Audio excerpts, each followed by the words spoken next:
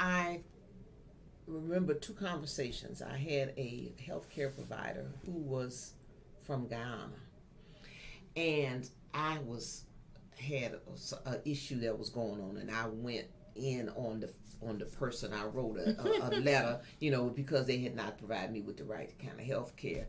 And he said, Polly, that's what he called me. He said, Polly, he said, that's the reason why white people would rather have somebody like me, who is a foreign black. They would rather deal with me than somebody like you, because they know, white people know that you all are rebels and fighters, and we aren't. That was an older person, not as old as me, but.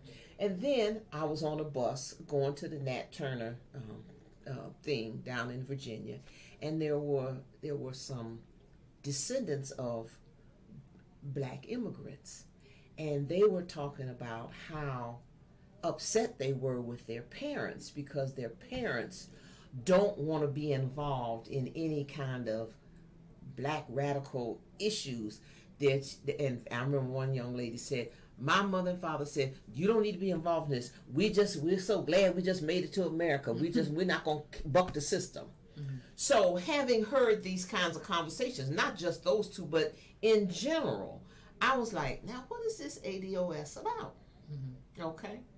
So when it comes to these situations, we definitely have differences in our communities, but we have to look at why we have these different differences. Mm-hmm. Different differences. But for one, when you were growing up, what did you see when you looked at television when they depicted Africa? Oh, right? Like Tarzan. Exactly. And then when they see us, they see 50 Cent.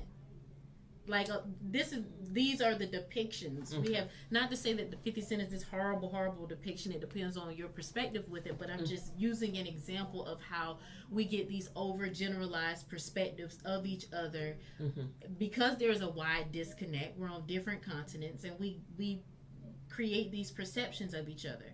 But I'm glad you brought up the younger generation. It is true that when we have immigrants that come from different parts of the world, they may look at the American ideal a different way. They may have this idea of an American dream. But that still didn't stop Amadou Diallo from being shot 41 times. Yeah, I was actually in New York when it happened. Okay, because nobody is stopping black people and saying, are you ADOS? Are you African? Are you Caribbean? They see black. Yes. They see black. And that is why when we have a movement like Black Lives Matter that was heavily youth-led, a lot of the people that participated were second, third generation black immigrants, or kids of black immigrants. Okay. So what we have is people that come to America with one idea for various reasons, the same reasons why some of my family or other people or friends will have a warped perception of Africans or Africa.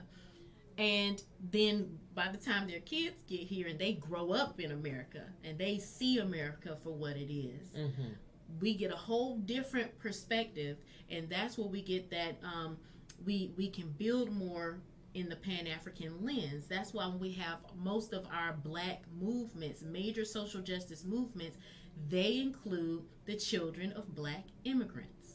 That is how we got Kwame Ture. That is how we got a Shirley Chisholm that we claim, but her parents are from Barbados. Yeah.